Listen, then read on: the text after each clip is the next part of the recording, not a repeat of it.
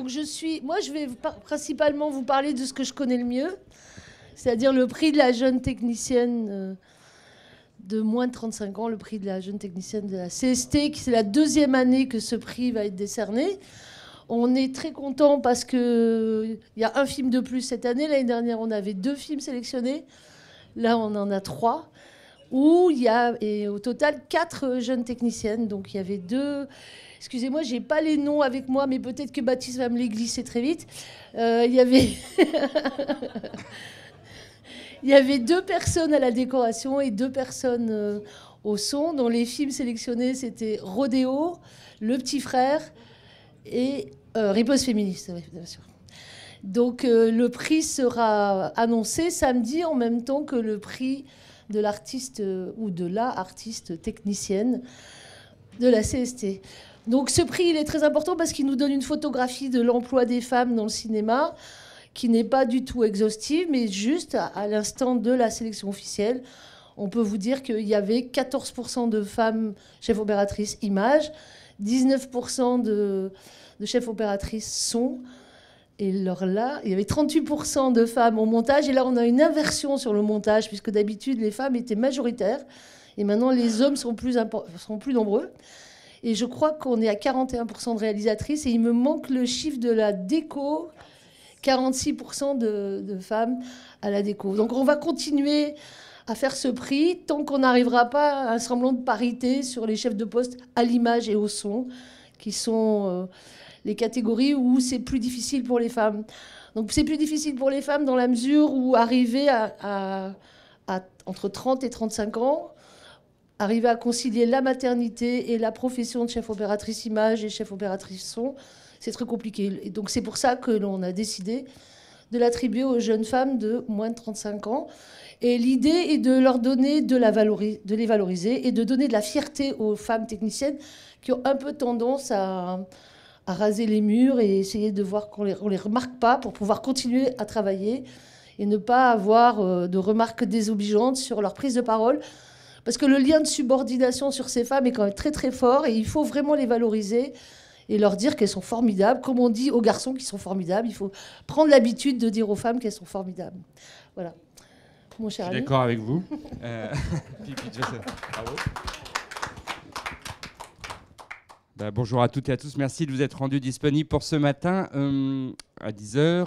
Nous, c'est vrai qu'on est comme vous. À la fois, on est impatient de ne plus être partenaire de ce prix, parce que ça voudrait dire qu'on aura atteint l'objectif. Et puis, à la fois, on a plaisir à porter ce prix avec vous, parce que ça fait partie, me semble-t-il, à la fois de notre ADN, qui est d'accompagner la professionnalisation. Et force est de reconnaître que c'est un sujet de professionnalisation aujourd'hui. C'est-à-dire qu'on ne peut pas considérer qu'on est juste dans la bien-pensance et que, bien sûr, tout le monde est pour l'égalité femmes-hommes. Bien sûr, tout le monde peut être contre les violences faites aux femmes. Et en même temps, si on ne donne pas les outils et si on n'équipe pas aujourd'hui à la fois les jeunes professionnels et à la fois les plus anciens, parce qu'il y a un sujet aussi de professionnalisation des anciens, de formation tout au long de la vie sur ces sujets-là, dans la mesure où certains ont été formés à une époque où sans doute les normes sociales n'étaient pas les mêmes et qu'aujourd'hui c'est important de les remettre à niveau avec les jeunes générations qui arrivent et qui ont leurs propres attentes.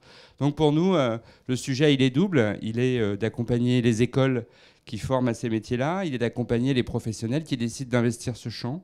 Et je crois que sur le prix en lui-même, puisque c'est ce qui nous relie aujourd'hui, sur le prix en nous-mêmes, il y a 2 choses qui nous importent. C'est que, on s'intéresse à un métier technique. Alors l'intérêt du métier technique, c'est qu'il met en valeur le geste professionnel. Et c'est quelque chose qui nous tient beaucoup à cœur, la notion du geste professionnel. On ne parle plus beaucoup de travail dans notre pays, on parle beaucoup d'emploi. On ne parle pas assez de travail, je trouve. Et le travail, c'est d'abord un geste professionnel. Et c'est pour ça que je ne sais pas si ça aurait du sens d'être partenaire de quelque chose d'artistique, mais ça a en tout cas beaucoup de sens d'être partenaire d'un prix technique. Et artistique. Et artistique aussi, mais ce que je veux dire, c'est qu'on part du geste aussi, et pour nous, c'est très important. Voilà. Et puis, c'est bien aussi notre ADN et notre humilité que d'être à côté de tous les professionnels, y compris ceux qu'on ne voit pas toujours au début sur l'écran, mais qu'on voit bien à la fin du générique. Quand on voit la taille des génériques, hier soir, sur Elvis, il était long le générique. Mais il était beau, donc c'est intéressant. Deuxième point majeur qui est celui d'investir nos grands sujets sociétaux. Je pense que on a investi le terrain des transitions écologiques. L'AFDAS a suscité une offre en la matière. On a investi le terrain des violences, et pas seulement des violences, aussi de la violence très ordinaire, pour en faire un vrai sujet de management sur les plateaux, etc. Car je pense que autant l'arsenal est facile à mobiliser quand la parole se libère, et on sait qu'elle se libère, quand il y a des vraies déviances de type pénal, autant la violence ordinaire, celle-ci est plus compliquée à traiter. Et on a essayé de fabriquer une offre qui couvre l'ensemble du périmètre. Et puis, c'est pas un scoop, mais c'est important qu'on se le dise, on a aussi décidé cette année, avec le conseil d'administration, d'investir le terrain de l'inclusion économique et d'accompagner la culture et les industries créatives vers quelque chose qui nous permette enfin d'afficher plus clairement l'ambition de la culture, une culture qui est claire, une culture qui donne du sens et une culture qui est vecteur de cohésion sociale. Et ça, pour nous, ça prendra corps au Festival d'Avignon, dans un autre festival, le 12 juillet. Vous êtes tous conviés au premier forum dans la culture et les industries créatives à Avignon, qu'on co-organise avec l'Université d'Avignon, et dont la directrice du cabinet du président ne doit pas être très loin. Elle est là, Anne-Lise Rosier, et qui nous accueille en Avignon en même temps que la première pierre de la Villa créative d'Avignon, qui va être posée et à côté et dedans, hein, c'est du en même temps, Anne-Lise, finalement, à Avignon, où du coup, nous serons un des premiers événements que la Villa créative cautionnera dans sa démarche d'espèce, si vous me permettez l'expression, de Villa Médicis des industries créatives. Je crois que c'est votre ambition. Donc voilà, avec un lieu de création, d'incubation, etc., etc. Donc vous êtes tous les bienvenus le 12 juillet pour venir essayer avec nous de construire dans un lieu très, très élitiste, celui d'Avignon, quelque chose qui renvoie à les démarches inclusives. Donc voilà, nous sommes ravis de vous accueillir. Et là, j'ai l'impression qu'on aura 3 sujets forts qui vont animer nos 3 prochaines années. Les transitions écologiques, les VHSS et donc l'inclusion économique. Peut-être que Baptiste, tu peux donner une petite indication sur les ambassadeurs et la formation pour les techniciens contre... Voilà. Merci beaucoup. Donc effectivement, vous le savez sans doute, sous l'impulsion du CNC, ministère de la Culture, Centre national du cinéma, donc Centre national du livre, Centre national de la musique, un appel d'offres lancé par l'AFDAS a eu lieu l'année dernière. Cet appel, une dizaine d'organismes de formation ont été retenus pour mettre en place des formations à la prévention des violences et des harcèlements sexuels. Et parmi cette dizaine de groupements, la CST et son partenaire, le groupe EGAE, nous avons été retenus pour mettre en place des formations qui sont des formations au plan de prévention. Le plan de prévention des violences qu'on doit mettre en place dans chaque entreprise, dans chaque organisation. En suivant l'appel d'offres de l'AFDAS, car il n'y a pas une originalité folle dans les formations qu'on a mis en place, puisqu'on a suivi l'appel d'offres que l'AFDAS nous a proposé. Et donc, il y a une formation pour les responsables d'entreprise et leur cercle proche pour la mise en place du plan de prévention, une formation pour les personnels encadrants, qu'ils soient encadrants de permanents, d'intermittents, de bénévoles, une formation pour l'ensemble des autres personnels, quels qu'ils soient. Et on parle ici du champ extrêmement large du champ de l'AFDAS, donc en ce qui concerne le spectacle enregistré, toute la production, les artistes, les interprètes, les techniciens, les industries techniques, la distribution, les exploitants, etc. Mais évidemment, dans le champ de l'AFDAS, il y a également le spectacle vivant, et puis tout un énorme champ, les journalistes, les pigistes, etc. Et que je ne vais pas m'embarrasser à, m'humilier à essayer de citer. Dernière formation qui fait partie de cet appel d'offres et qui est un élément crucial de la démarche, c'est la formation de l'ambassadeur référent. L'ambassadeur référent, c'est la pierre angulaire du plan de prévention. C'est la personne qui, sur le terrain, dans l'organisation, dans le tournage, en post-production, et la cheville ouvrière qui permet au plan de prévention de fonctionner dans l'entreprise. Et on ne peut que insister sur l'importance de la formation de l'ambassadeur référent, car trop souvent, on voit encore maintenant qu'on commence à parler de ce poste d'ambassadeur, on sent que des personnels sont envoyés au front avec cette fonction d'ambassadeur référent sur les tournages, sans avoir suivi de formation.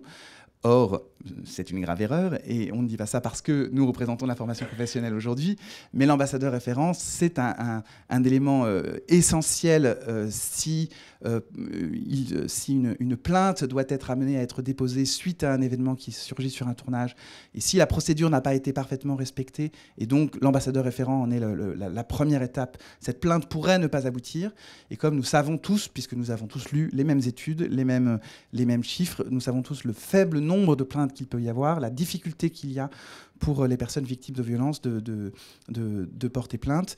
Il est absolument essentiel que l'ambassadeur référent ait une formation parfaitement complète. Je voulais juste vous faire partager le petit témoignage de Sabine, qui coordonne chez nous le groupe de travail à la prévention des violences, et qui a suivi la formation et qui a dit qu'elle était vachement bien. Alors, Oui, bonjour à tous et toutes. Effectivement, j'ai coordonné ce groupe, puisque vous savez, la CST, pour nous, c'est la maison des associations. Donc, il y a 22 associations de techniciens, techniciennes qui adhèrent à la CST, qui se réunissent, qui travaillent sur des sujets pour faire avancer justement cette mobilisation contre le harcèlement et les violences dans notre milieu du cinéma, qui est un vrai sujet et qui est un phénomène important dans nos métiers. Et donc, suite à ça, j'ai suivi la formation début 2022 avec Baptiste. Et c'est vrai que c'est un progrès, c'est-à-dire on avance. On sait très bien que le chemin, il va être long. Ça va mettre des années, mais on va y arriver.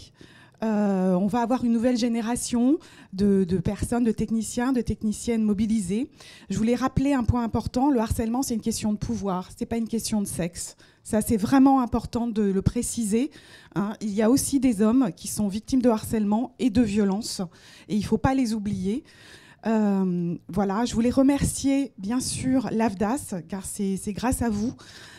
Et on sait qu'on va devoir aussi avancer sur d'autres sujets, notamment avec l'ARDA sur le coordinateur d'intimité, qu'il va falloir mettre en place des formations.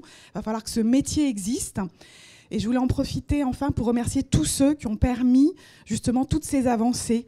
Femme à la caméra, Claude Garnier, Chloé, Valérie, chef décoratrice, Laurence Couturier, bien sûr l'ARDA, Fabienne Bichet, et aussi les syndicats. Sans eux, on n'aurait pas fait ces avancées. Laurent Blois pour le SPIAC. Voilà, chacun... à notre manière, par nos films, par nos actions, on permet à ces violences de reculer, à la parole de se libérer. Et ça, c'est important d'avancer tous ensemble, chacun à sa manière. Voilà. Merci.